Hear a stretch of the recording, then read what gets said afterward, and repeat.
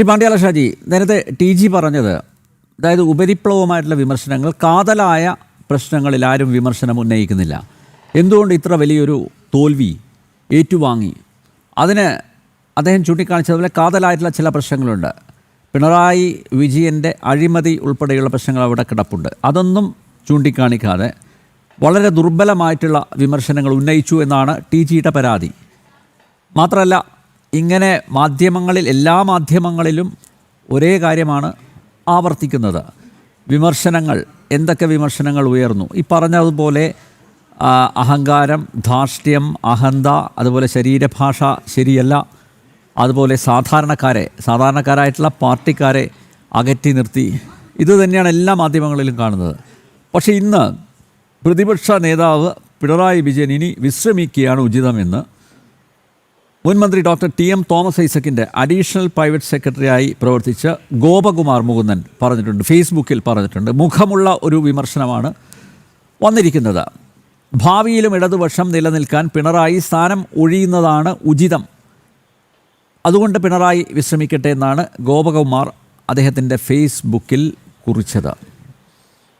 അപ്പോൾ പിണറായിക്ക് എതിരെ വിമർശനമുന്നയിക്കാൻ കെൽപ്പുള്ളവർ ഇപ്പോഴും പാർട്ടിയിലില്ല എന്നുള്ള TGയുടെ വിമർശനത്തെ താങ്കൾ എങ്ങനെ നോക്കിക്കാണുന്നു? TGയുടെ അഭിപ്രായത്തെ എങ്ങനെ നിരീക്ഷിക്കുന്നു താങ്കൾ?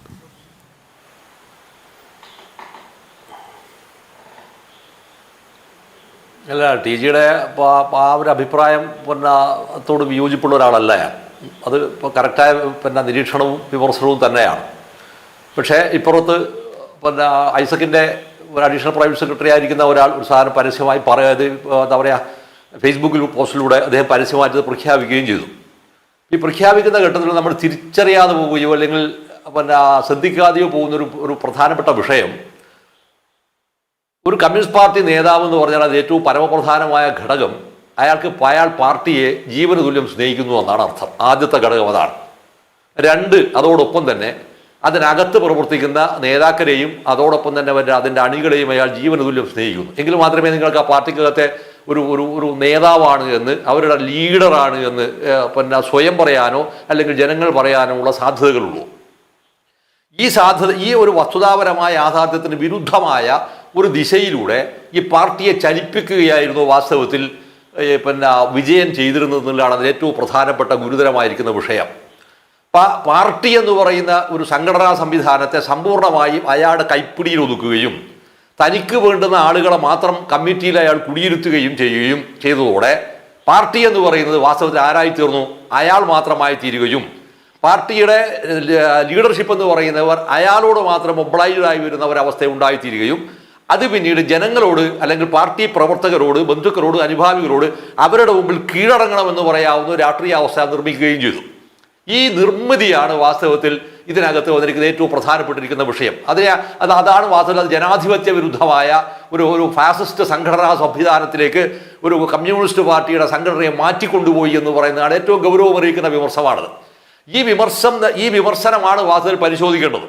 ഇപ്പം TG പറഞ്ഞിരിക്കുന്ന ഒരു കാര്യം ഉണ്ടെങ്കിൽ അത് അത്രയാൾ കമ്മിറ്റിയിൽ പറഞ്ഞിട്ടുണ്ട്. അത് ന്യായമായും അത് സംശയിക്കാവുന്ന വിഷയം തന്നെയാണ്. പറയണമെന്ന് ആഗ്രഹിച്ചിരിക്കുന്ന പലരും എന്താണെന്ന് ഞാൻ മോഹം കൊണ്ട് ഞാൻ പറഞ്ഞു എന്ന രീതിയിൽ അത് മീഡിയാസിന് കൊടുത്തിട്ടുണ്ടാവും. അതിനെ ആ അർത്ഥത്തിൽ മാത്രം കണ്ടാലും മതി. പക്ഷേ ഇത്തരത്തിലുള്ള വിമർശനങ്ങൾ അതിനകത്ത് ഉയർന്നു വരേണ്ടതുണ്ട് എന്ന് പറയാവുന്ന ഒരു ബഹുജനാഭിപ്രായം പുറത്തു രൂപം കൊള്ളുന്നു എന്നതാണ് വാസ്തവത്തിൽ ആ പാർട്ടിയെ ജനാധിപത്യവൽക്കരണത്തേക്ക് കൊണ്ടുപോകാൻ പ്രേരിപ്പിക്കുന്ന ഒരു ചാലക ശക്തി. അതാണ് ആ ചാലക ശക്തിയുടെ വളരെ സ്വാഭാവികവും ആംബുഷിങ്ങോ ആയിരിക്കുന്ന ഒരു ഇഫക്റ്റ് ആയിരുന്നു വാസ്തവത്തിൽ കഴിഞ്ഞ നിയമസഭാ തെരഞ്ഞെടുപ്പിൽ ധർമ്മടത്ത് ഇയാൾ കണ്ടത്. അവിടെയാണ് 6 റൗണ്ട് വരെ ഇയാൾ അപ്പിയിടുകയായിരുന്നു ഇയാളെ വീട്ടിനകത്തിരുന്നിട്ട്.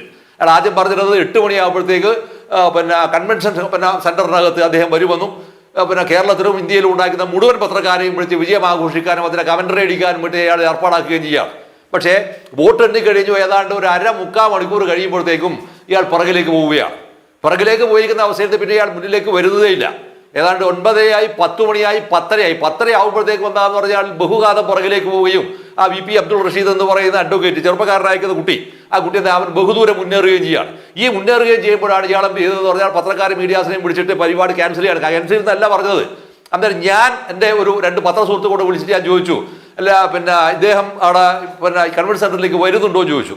വരുന്നുണ്ടോ ചോദിച്ചപ്പോൾ എന്നോട് ചിരിച്ചോണ്ട് പറഞ്ഞ മറുപടി എന്താ പറഞ്ഞാൽ, അയാൾ വരുന്നില്ല എന്നാണ്, വരുമോ ഇല്ലയോ എന്ന് അറിയില്ല എന്നാണ് പാർട്ടിയുടെ ഉത്തരവാദപ്പെട്ട ഒരാൾ അവരോട് പറഞ്ഞതെന്ന് പറഞ്ഞു. അപ്പോൾ അവരോടുകൂടി ചിത്രം വ്യക്തമായി.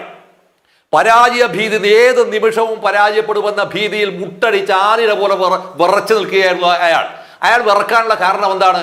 പാർട്ടിക്കകത്ത് അയാൾ അപ്രതിരോധ്യനും എന്താ പറയുക പിന്നെ അപ്രമാദിത്വവും എല്ലാമുള്ള ഏറ്റവും ഗാംഭീര്യവും ശക്തനുമായിരിക്കുന്ന ആളായി തുടരുമ്പോഴും ജനകീയ ഇച്ഛ അയാൾക്കെതിരായിരുന്നു എന്നുള്ളതാണ്. ആ എതിരായി നിൽക്കുന്ന സംഭവത്തിന് കൂടെ അയാൾ വാസ്തവത്തിൽ അവിടെ ജയിക്കുകയും ചെയ്തത് ഞാൻ വളരെ സീരിയസ് ആയിട്ട് പറയുകയാണ്. മുഴപ്പിലങ്ങാട് പഞ്ചായത്ത് എണ്ണിയപ്പോഴാണ് അയാൾ ലീഡിലേക്ക് വരുന്നത്. മുഴപ്പിലങ്ങാട് പഞ്ചായത്ത് SDP-യുടെ വോട്ടാണ് അതിൽ ഏറ്റവും പരമപ്രധാനമായിരിക്കുന്ന വോട്ട്. ഏതാണ്ട് 15,500 വരുന്ന വോട്ട് SDP-ക്ക് പിന്നെ പിണറായി ഡിവിഷന്, ജില്ലാ കൗൺസിലിനകത്ത് പിണറായി ഡിവിഷന് മാത്രമുണ്ട് അവർക്ക്. ആ വോട്ട് ഇപ്പോഴത്തേക്ക് വന്നതോട് കൂടിയിട്ടാണ് ഇയാൾ നീർന്നു നിന്നത്. അല്ലെങ്കിൽ അയാൾ അപ്പിയിട്ട് അവിടെ വീഴുമായിരുന്നു. ഈ അപ്പിയിട്ട് വീഴുന്നു എന്നതിനേക്കാൾ പ്രധാനം എന്താണെന്ന് പറഞ്ഞാൽ, ഇത്രയും വലിയ ഇരട്ടച്ചങ്കനാണ്, ഇത്രയും വലിയ പിന്നെ എന്താണ് കുലുങ്ങാത്ത ഒരാളാണ്, തീരുമാനമെടുത്താൽ അനങ്ങില്ല എന്നൊക്കെ പറയാവുന്ന ഈ ഘോഷണങ്ങൾ മുഴുവൻ തന്നെ എന്താ പറയുക പരമദരിദ്രമായി ദയനീയമായി ഈ തെരഞ്ഞെടുപ്പിനകത്ത് ഊർന്നു വീഴുന്ന ചിത്രം ജനമാണ് കാണിച്ചു കൊടുത്തത്. അപ്പൊ അതുകൊണ്ട് വാസ്തവത്തിൽ ഈ പാർട്ടിക്കകത്ത് തിരുത്തലുകൾ വരുത്താൻ അവർ നിർബന്ധിക്കപ്പെടുന്നത് പാർട്ടിക്കകത്ത് നിന്നല്ല, മറിച്ച് പാർട്ടിക്ക് പുറത്തു നിന്നുള്ള ബഹുജനങ്ങളുടെ ഭാഗമായാണ്. ഇതാണ് വാസ്തവത്തിൽ ആ പാർട്ടി നിലനിൽക്കണമെന്ന് ജനങ്ങൾ ആഗ്രഹിക്കുന്നു പറയുന്നത് ഏറ്റവും അടിസ്ഥാനപരമായിരിക്കുന്ന ഒരു ഒരു ഒരു ഒരു ഒരു രാഷ്ട്രീയ വിഷയം അവിടെയാണ്. ഇനി നിങ്ങൾ ഇതിനകത്ത് വേറെ 2 പ്രധാനപ്പെട്ട വിഷയം നിങ്ങൾ എടുക്കുക.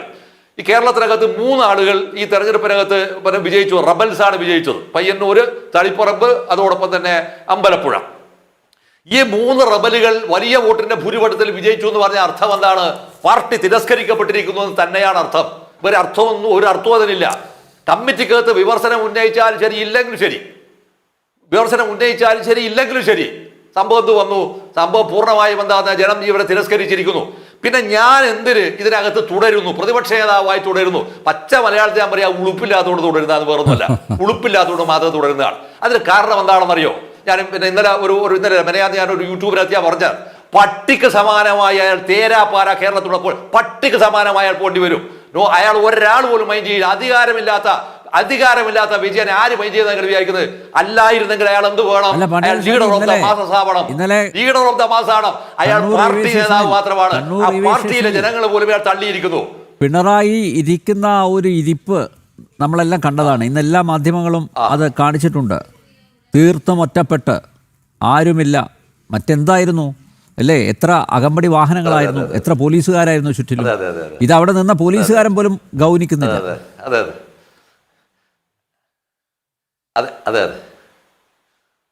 ഇല്ല, ആരും ചെയ്യില്ല. അത് ശരിക്കും നമ്മുടെ മലബാർ ഭാഷയിൽ പിന്നെ സൈൻ നമ്പ്യാർ കൂടി നമ്മൾ അണ്ടി പോയ അണ്ണാൻ എന്ന് പറയുന്ന സാധനമില്ലേ, അണ്ടി പോയ അണ്ണാൻ എന്ന് പറയൂലേ, നമ്മൾ ഒരാളെ പിന്നെ ജാഡ്ജിയായി വെക്കുന്നത് അണ്ടി പോയ അണ്ണാന്റെ അവസ്ഥയിലാണ് അയാൾ അവിടെ ഇരുന്നിട്ടുണ്ടായത്. ഞാനത് പിന്നെ തമാശക്കായി പറഞ്ഞത് വളരെ സീരിയസ് ആയിട്ട് തന്നെ പറഞ്ഞതാണ് ഞാൻ. അത്തരം ഒരു അവസ്ഥയെ ഇയാൾ ഫേസ് ചെയ്യേണ്ടി വരുന്നു എന്ന് പറഞ്ഞാൽ അർത്ഥം എന്താണെന്ന് അറിയോ? കാൽ നൂറ്റാണ്ടുകാലം 16 വർഷക്കാലം പാർട്ടി സെക്രട്ടറിയായി, 10 വർഷക്കാലം ഇയാൾ മുഖ്യമന്ത്രിയുമായി ജനങ്ങളെ ഭരിക്കുകയാണ് ഇയാൾ ചെയ്തത്. പാർട്ടിയോട് നിങ്ങൾക്ക് വല്ല കൂറും സ്നേഹവും ബഹുമാനവും ഉണ്ടായിരുന്നെങ്കിൽ ഒരിക്കലും നിങ്ങൾക്ക് ഇങ്ങനെ ആവാൻ കഴിയില്ല. അതുകൊണ്ട് തന്നെ അയാളെ തിരുത്തുക എന്നുള്ളത് TG പറഞ്ഞ പോലെ അസംഭാവ്യമാണ്. പാർട്ടി ഒന്നേ ചെയ്യാൻ കഴിയൂ, അയാളെ പുറത്താക്കുക എന്ന് മാത്രമാണ്.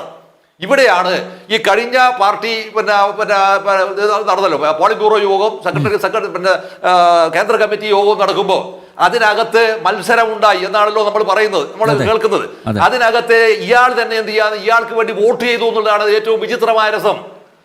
ഈ ഒരു തമാശ കാണുന്നത് ഞങ്ങൾക്ക് പിന്നെ അനിൽ ഓർമ്മയുണ്ടാവും. നമ്മുടെ കാസ്റ്റിംഗ് മന്ത്രിസഭ ഉണ്ടായിരുന്നില്ലേ, AC ജോസ് സ്പീക്കറായ സമയത്ത് കരുണാകരന്റെ കാസ്റ്റിംഗ് മന്ത്രിസഭ.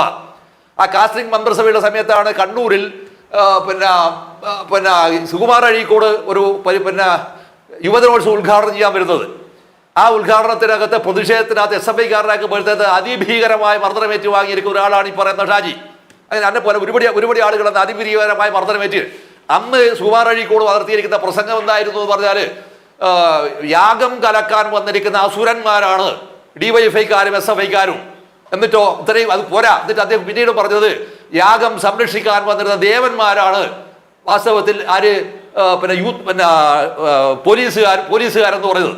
ഇതുപോലെ വരാവുന്ന വിചിത്രമായ വാദങ്ങളൊക്കെ അന്ന് ഉന്നയിച്ചിരിക്കുന്ന സുകുമാർ അഴീക്കോട് പിന്നീട് എന്തായി എന്നുള്ളത് വേറെ വിഷയം, അത് കാലത്തിന്റെ ചരിത്രത്തിന്റെയോ ഭാഗമായിരിക്കാം. പക്ഷേ അന്ന് ഞാനൊക്കെ ഏറ്റവും കൂടുതൽ അതിശക്തമായി നടത്തിയിരിക്കുന്നു പ്രസംഗത്തിനകത്ത് പറഞ്ഞത് AC ജോസ് എന്ന് പറഞ്ഞാൽ ഓൾവേസ് കാസ്റ്റിംഗ് ജോസ് എന്നാണ്. ആ മന്ത്രിസഭ എന്ന് നിലനിർത്തുന്നത് ഒറ്റ വോട്ടിന്റെ പിൻബലത്തിലാണ്, സ്പീക്കർ വോട്ടിന്റെ പിൻബലത്തിലാണ്. ഈ പോളിറ്റ്ബ്യൂറോയിൽ ഇയാൾ മത്സരിക്കാൻ വന്നപ്പോൾ ഇയാൾക്ക് വേണ്ടി വോട്ട് ചെയ്യാനുണ്ടായത്. സാധാരണ നിലയിൽ ഇയാൾ സ്ഥാനാർത്ഥിയാണ് എങ്കിൽ ഇയാൾ എന്ത് ചെയ്യണം, ഇയാൾ അതിനകത്ത് മാറി നിൽക്കണം.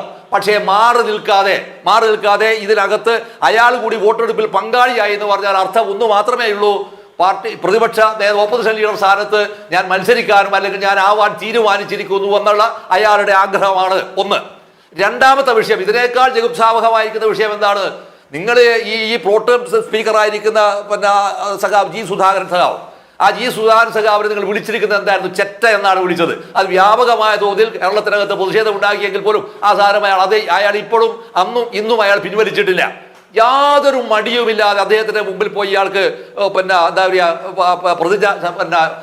സത്യപ്രതിജ്ഞ ചൊല്ലാൻ അയാൾക്ക് ഒരു മടിയും ഉണ്ടായില്ല. തൊട്ടപ്പുറത്ത് വരുന്നു, ആര് വരുന്നു? കുഞ്ഞിക്കട സഖാവ് വരുന്നു, അതോടൊപ്പം തന്നെ T.K. ഗോവിന്ദൻ മാഷ് വരുന്നു. ഇവർ രണ്ടുപേരെയും ഇയാൾ ഇതേ സ്ഥലത്ത് പോയിട്ട് ആക്ഷേപിച്ച് ഇതിനേക്കാൾ മോശപ്പെട്ടിരിക്കുന്ന ഭാഷയിലാണ്, ഞാൻ ഇതിനകത്ത് റിപ്പീറ്റ് ചെയ്യുന്നില്ല. അപ്പൊ ഇതെല്ലാം ഇയാൾ പറയുന്നു എന്ന് പറയുമ്പോൾ അർത്ഥം എന്താണെന്ന് അറിയോ? ഞാൻ ചെയ്തത് മുഴുവൻ തന്നെ ശരിയാണ് എന്നാണ്. ഇപ്പോൾ ഞാൻ ചെയ്യുന്നതും ശരി തന്നെയാണ് എന്നാണ്. അപ്പൊ അതിനർത്ഥം എന്താണ്? അയാൾ മാറാൻ തീരുമാനിച്ചിട്ടില്ല എന്നാണ്. അതിനകത്ത് ഒരു കാര്യം കൂടി പറയേണ്ടത്, ഇത്രയുമൊക്കെയായി വിമർശനങ്ങൾ ഉണ്ടായി എന്ന് പറയുന്ന ഘട്ടത്തിൽ തന്നെയാണ് ഇയാൾക്ക് താമസിക്കാൻ 3 സംവിധാനങ്ങൾ സർക്കാരിൻ്റെതല്ലാതായി 3 സംവിധാനങ്ങളുണ്ട്. ഒന്ന്, ചിന്താവളപ്പിലുണ്ടായിരിക്കുന്ന വളരെ പെലേഷ്യസ് ആയിരിക്കുന്ന ഒരു ഫ്ലാറ്റ് ഉണ്ട് അയാൾക്ക് പാർട്ടി കൊടുക്കുന്നത്. രണ്ടാമത്തേതാണ് പ്രതിപക്ഷ നേതാവ് നിലയ്ക്ക് ഔദ്യോഗിക വസതിയായിരിക്കുന്ന കണ്ടോൺമെന്റ് ഹൗസ് ഉണ്ട്. മൂന്നാമത് മുൻ മുഖ്യമന്ത്രി എന്ന നിലയിൽ അദ്ദേഹത്തിന് കിട്ടാതെ ഏറ്റവും നല്ല ഫ്ലാറ്റ് അയാൾക്ക് ലഭിക്കും ഒരു മുൻ മുഖ്യമന്ത്രിയുടെ പരിഗണനയിൽ. ആ ഫ്ലാറ്റ് ഇത് 3 ഇയാൾക്ക് വേണ്ട. ഇത് 3 വേണ്ടാതെ അയാൾ ചെയ്യാണ് റിസർവ് ബാങ്ക് ഓഫ് ഇന്ത്യക്ക് തൊട്ടപ്പുറത്ത് വരാവുന്ന ബേക്കർ ജംഗ്ഷൻ്റെ അടുത്ത് അയാൾ ചെയ്യാണ് അയാൾക്ക് ഏതാണ്ട് 3 ലക്ഷം രൂപയോളം, പത്രത്തിൽ വന്ന വാർത്തയാണിത്, 3 ലക്ഷം രൂപയോളം തന്നെ പ്രതിമാസ വാടക വരുന്ന ഒരു വീട് ഇയാൾ വാടകയ്ക്ക് എടുക്കുകയാണ്. ആ വീട് എന്ത് ചെയ്യാണ് 5 വർഷക്കാലത്തേക്കുള്ള പൈസ ലിക്വിഡ് ക്യാഷ് അപ്പം തന്നെ കൊടുത്തിട്ട് അത് കോൺട്രാക്ട് ഒപ്പുവെച്ചു. ഇത് ഇവിടെ വെക്കുന്നു എന്ന് പറഞ്ഞ അർത്ഥം എന്താണ്? നിങ്ങൾക്ക് വേണമെങ്കിൽ മാറാൻ, ഞാൻ മാറില്ല എന്നാണ്. ഇത്രമാത്രം ബാധ്യതയായി തീർന്നിരിക്കുന്ന ഒരാളെ ഈ പാർട്ടി എന്തൊരു ചുമക്കണം എന്നുള്ളതാണ് ചോദ്യം. എന്തിനു ചുമക്കണം ഈ മനുഷ്യനെ? എന്തിനു ചുമക്കണം? ഇതായത് അതിനർത്ഥം എന്താണെന്നറിയോ? ഇതുപോലെ പോയി എന്ന് പറഞ്ഞാൽ ഇതിനകത്ത് I bet on it maximum എന്നാൽ 3 വർഷം അല്ലെങ്കിൽ 5 വർഷം ഇയാളുടെ കാലാവധി കഴിയുമ്പോഴത്തേക്കും ഈ പാർട്ടി ഡിസോൾവ് ചെയ്യേണ്ടി വരും. അതിനകത്ത് ഒരു കാര്യം കൂടെ പറഞ്ഞ് ഞാൻ അവസാനിപ്പിക്കാം എൻ്റെ ആദ്യത്തെ വാദം. ഇതിന്റെ ഇപ്പോഴത്തെ പ്രത്യയശാസ്ത്രപരമായ പ്രതിസന്ധിയിലും അതിന്റെ സംഘടനാപരമായ അതിഗുരുതരമായ പ്രതിസന്ധിയിലും ഈ പാർട്ടി അതിജീവിക്കണമെന്ന് ആഗ്രഹിക്കുന്ന ഒരു ഇടതുപക്ഷക്കാരനല്ല ഞാൻ. അതുകൊണ്ട് തന്നെ ആ പാർട്ടി അത് തകർക്കപ്പെടേണ്ടതാണ്, അത് സമ്പൂർണ്ണമായി തകർക്കപ്പെടണം. പക്ഷേ ഇതിന് തൊട്ട് പുറകെ വരേക്കും തലമുറയുണ്ട്. ആ തലമുറയാണ് ജൻസി. ആ ജൻസിയാണ് DYFIയും SFIക്കാരനും. ആ DYFIക്കാരും SFIക്കാരും വരുന്ന ജൻസി അവർ തിരിച്ചറിയേണ്ടത് ഈ ലീഡർഷിപ്പ് ഞങ്ങളെ നയിക്കുന്നവരല്ല, മറിച്ച് ഞങ്ങളുടെ നാശത്തിലേക്ക് നയിക്കുന്നതിൽ ഏറ്റവും പ്രധാനപ്പെട്ടിരിക്കുന്ന കുന്തമുനകളാണ് ഇവർ. അതുകൊണ്ട് അവരെ ചോദ്യം ചെയ്യുന്ന ഒരു ചിത്രം ഉണ്ടാകുമ്പോൾ മാത്രമാണ്, ബഹുജന പിന്തുണയോടെ വരുമ്പോൾ മാത്രമാണ് നേപ്പാളിൽ ഉണ്ടായിരിക്കുന്ന ജൻസി മൂവ്മെന്റ്, ആ ജൻസി മൂവ്മെന്റ് ഫലവത്തായിരിക്കുന്ന അവസ്ഥ ഈ കേരളത്തിൽ ഉയർന്നു വരും. ഞാൻ ഒറ്റൊരു കാര്യം പറയാണ്. ധർമ്മടം നിയോജക മണ്ഡലത്തിൽ ഇയാൾ സ്ഥാനാർത്ഥിയായി മത്സരിക്കുന്ന സമയത്ത് ഞാൻ ഇതേ ഒരു യൂട്യൂബിലോ ഏതോ ചാനലിലോ ഞാൻ പറഞ്ഞാണ്, ധർമ്മടം നിയോജക മണ്ഡലത്തിൽ ഏറ്റവും കൂടുതൽ കോളേജുകളുള്ള ഒരു കോൺസ്റ്റിറ്റ്യുവൻസിയാണ്. അത് ഏറ്റവും കൂടുതൽ ഉള്ളത് ബ്രണ്ണൻ കോളേജാണ്. ആ ബ്രണ്ണൻ കോളേജിനകത്ത് വരുന്ന ജൻസി തലമുറയപ്പെട്ടിരിക്കുന്ന ഒരൊറ്റ കുട്ടി ഇയാൾക്ക് വേണ്ടി വോട്ട് പിടിക്കില്ല എന്ന് നേരത്തെ ഞാൻ പ്രഖ്യാപിച്ചാണ്. ഒരൊറ്റ വോട്ടും അയാൾക്ക് കിട്ടിയിട്ടില്ല എന്നതിന്റെ തെളിവും കൂടിയാണ്. അതായത് പുതിയ തലമുറ ഒന്ന് ചിരിക്കാൻ പഠിക്കട്ടെ, മനുഷ്യന്മാരോട് കുട്ടികളോട് ഒന്ന് ചിരിക്കാൻ പഠിക്കട്ടെ. ഇത് ചിരിക്കാൻ പോലും പഠിക്കാതിരിക്കുന്ന ജൻസി പൂർണ്ണമായി നിങ്ങളെ ഒഴിവാക്കിയെന്നതിന്റെ അർത്ഥം എന്താണെന്നറിയോ? കാലത്തെ അതിജീവിക്കാനുള്ള ഒരു സംഭവവും നിങ്ങളുടെ കയ്യിലില്ല എന്നും കാലഹരണപ്പെട്ട് പുറന്തള്ളപ്പെടാൻ മാത്രം വിധിക്കപ്പെട്ടിരിക്കുന്ന സംഘടനാനുഭവമായി യാത്ര ഇനി തുടരുക അതിന് അസാധ്യമാണെന്നുമാണ് ഇതിന്റെ പ്രാഥമികമായ റൗണ്ടിൽ മിസ്റ്റർ നമ്പ്യാർ എനിക്ക് പറയാനുള്ളത്. ശ്രീ പാണ്ഡ്യാല ഷാജി, ഒറ്റ കാര്യം കൂടി, ഈ 6 റൗണ്ട് ഇദ്ദേഹം പിന്നിട്ട് നിന്നല്ലോ, ഇദ്ദേഹം പിറകിലായിരുന്നല്ലോ. ആ മേഖലകളിലെ ബ്രാഞ്ച് സെക്രട്ടറിമാരുടെയും ലോക്കൽ സെക്രട്ടറിമാരുടെയും ഏരിയ സെക്രട്ടറിമാരുടെയും ഒക്കെ അവസ്ഥ എന്താണിപ്പോൾ?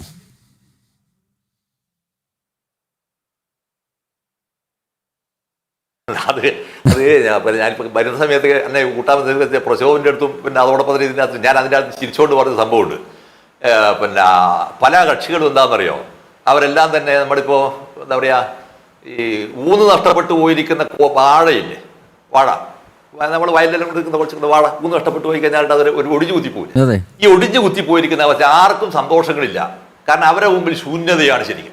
അധികാരവും അധികാരത്തിന്റെ ധാരാളിത്വവും കൊണ്ട് ആരെയും ഭരിക്കാനും അർമാദിക്കാനും ഒന്ന് ചിരിക്കാൻ പോലും നിങ്ങൾക്ക് അറിയില്ല. ഒരാളോട് ഞാൻ ഒറ്റൊരു ഉദാഹരണം പറയാം. നിങ്ങൾ ഒരാളോട് എന്തെങ്കിലും ഒരു കാര്യം ചോദിക്കുകയാണ്, നിങ്ങളോട് സംസാരിക്കുന്നത് എത്ര ഭീകരമായാണ് നിങ്ങളോട് സംസാരിക്കുന്നത്.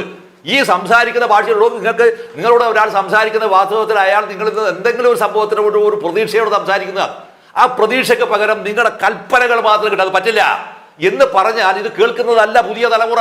പുതിയ തലമുറ മൈൻഡ് ഈ പോറായിട്ട് പാടുന്നത് പറയൂ, കൃത്യമായിട്ട് പറയും. ആ പറയുന്നതിന് സമാനമായി ഇപ്പോൾ പാർട്ടി ലോക്കൽ കമ്മിറ്റി സെക്രട്ടറിക്കൊന്നും ഒരില്ല. Party local committee secretary, branch secretary, area committee മെമ്പർമാർ ഇവരെല്ലാം അവരെ കണ്ടപോയ തെങ്ങിൻ്റെ അവസ്ഥയാണ്. വെറുതെ നിൽക്കുക എന്ന്. അപ്പൊ അത് എന്തുകൊണ്ടാണെന്ന് പറഞ്ഞാൽ ജനങ്ങളിൽ നിന്ന് സമ്പൂർണ്ണമായി ഒറ്റപ്പെട്ടു. ഇത് നിങ്ങൾ ചോദിച്ചോണ്ട് ഞാൻ ഒരു കാര്യം പറയാം. പിണറായിയുള്ള ഈ ഇദ്ദേഹത്തിന്റെ കോൺഫറൻസിനകത്തുള്ള ഒരു ബൂത്തിനകത്ത്, ഏത് ബൂത്താണ് ഞാൻ പറയുന്നില്ല, ഒരു ബൂത്തിനകത്ത് 12 പർദ്ദ വാങ്ങി വെച്ചു. 12 പർദ്ദ വാങ്ങി വെച്ചു. 12 പർദ്ദ എന്ന് പറഞ്ഞാൽ ഗംഭീരമായിരിക്കുന്ന പർദ്ദയാണ്, വില കൂടിയ പർദ്ദയാണ്. 12 പർദ്ദ വാങ്ങി വെച്ചു. ഈ പർദ്ദ വാങ്ങി എന്തിനാണെന്ന് പറയാം, കള്ളകുട്ടി അടിച്ചാൽ വെറുതൊന്നുമല്ല. പക്ഷെ ഒരൊറ്റ പർദ്ദയും ഉപയോഗിച്ചില്ല. ഉപയോഗിക്കാൻ ആരും സന്നദ്ധരായില്ല എന്നുള്ളതാണ്. ആരും സന്നദ്ധരായില്ല. ഒരു ബൂത്തിൽ 197 വോട്ട് ചെയ്തിട്ടില്ല മിസ്റ്റർ നമ്പ്യാർ, ചെയ്തിട്ടില്ല.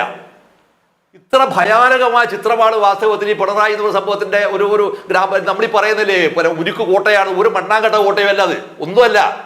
സത്യത്തിൽ എന്താണെന്ന് പറഞ്ഞാൽ അതെല്ലാം ദ്രവിച്ചു തുടങ്ങി തുരുമ്പിച്ച് നാശമായി നിൽക്കുന്ന ഒരു സംഭവമാണ്. പിന്നെ ഉള്ളത് ഒരു സ്യൂഡോ ആയിരിക്കുന്ന ഒരു സംഭവയുടെ മേലെ വരാവുന്ന യാത്ര മാത്രമാണ്.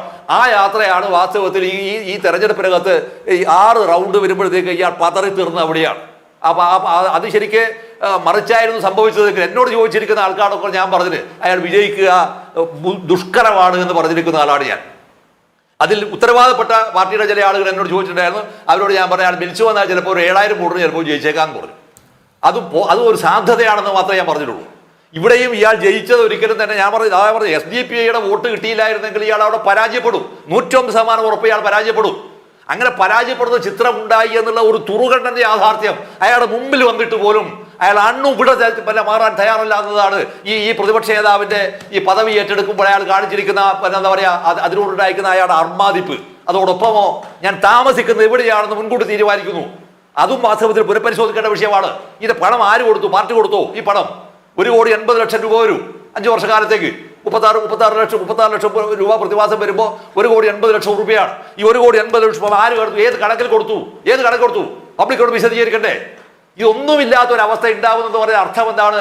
അതിൽ TG പറഞ്ഞിരിക്കുന്ന സംഭവമാണ് പാർട്ടി പൂർണ്ണമായും അയാളുടെ കയ്യിൽ തന്നെയാണ് എന്ന് നമുക്ക് സാങ്കേതികമായി പറയാമെങ്കിലും പുറത്തുള്ള ജനം അയാളെ ഇതുപോലെ അർമാദിക്കാൻ സമ്മതിക്കില്ല. ഈ സമ്മതിക്കില്ല എന്ന അവസ്ഥയാണ് വാസ്തവത്തിൽ അയാളും ഗോവിന്ദനും നേരിടുന്ന ഏറ്റവും വലിയ വെല്ലുവിളി. അതാണ്.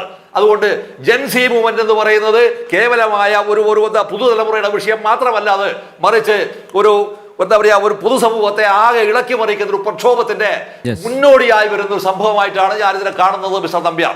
എനിക്ക് തോന്നുന്നു.